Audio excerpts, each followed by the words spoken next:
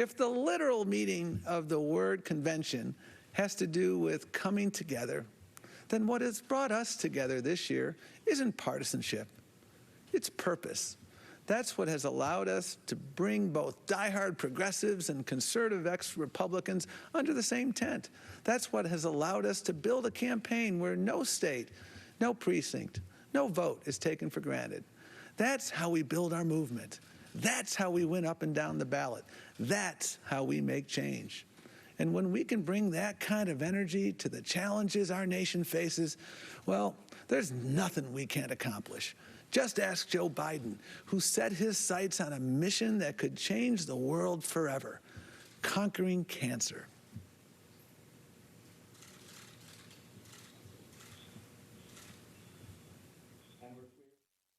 We choose to go to the moon in this decade and do the other things, not because they are easy, but because they are hard. Vice President Biden said that with a new moonshot, America can cure cancer. I'm putting Joe in charge of mission control. Beau Biden, the son of Vice President Joe Biden, succumbed to brain cancer Saturday at the age of 46. He's the one who wanted me to stay engaged. He was worried that I'd not continue to fight for the things I'm passionate about, and I'm trying to keep his promise. President Obama signed the 21st Century Cures Act, including the so-called moonshot that could be a giant leap in the fight to cure cancer. The moonshot is the symbol of American ambition and achievement. Now Vice President Joe Biden will lead a similar effort to cure cancer. It will be led by Joe Biden and is aimed at ending the disease that killed the vice president's son and 600,000 other Americans every year. I think of all the people who've gone through what I've gone through without 1/10 the help that I've had. When you have a son or daughter, husband, wife, someone you adore, you become as educated as you can, as quickly as you can, particularly when you know that's a very serious form. I learned a lot about the mechanics of cancer and the delivery systems, and there's so many changes that are just on the cusp. I have now met with over 200 oncologists and cancer research centers, and I'm asking them, what is it you want me to clear the way for?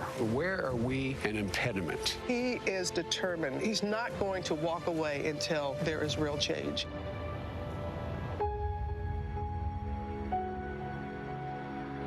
This is a truly bipartisan issue. So the leaders in this effort in the House and Senate are Republicans as well as Democrats. He's been pushed to the edge of what anyone could be expected to bear. Following correction, Beau Biden, cancer, moonshot. You're a man of substance. You have experienced tragedies in your life, and we are inspired by the way that you have responded to those. Every single family in America has been affected by cancer, and we are so close. For the loved ones we've all lost, let's make America the country that cures cancer once and for all. I believe we need a moonshot in this country to cure cancer. It's personal, but I know we can do this. There are so many breakthroughs just on the horizon. We can make them real with an absolute national commitment. There are Democrats and Republicans on the Hill who share our passion to silence this deadly disease. If I could be anything, I would have wanted to be the president that ended cancer, because it's possible.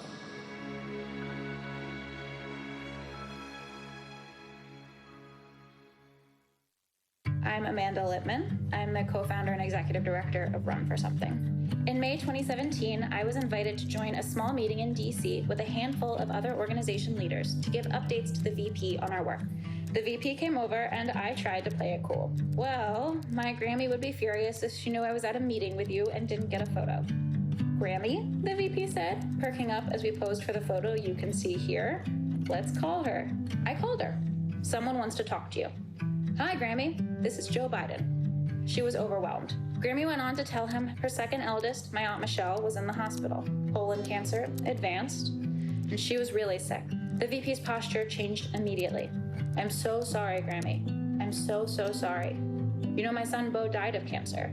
As a parent, you should never have to even think of one day burying a child. It's a nightmare. He stepped away, speaking personally with her about sitting in a hospital room with a sick child, about pain. I could hear her choking up on the phone. I'm giving Amanda my personal home phone number. You need anything, you call me. I'll come to the hospital and sit with you. Anything. Grimmy still talks about that call. He's a genuinely nice man, she says. He just gets it. Her grief and my family's grief mattered to him. Our entire country is grieving. We are all going through trauma. Our next president needs to be the one helping us heal. That's why I'm glad and excited to vote this fall, not just against Trump, but genuinely for Joe Biden.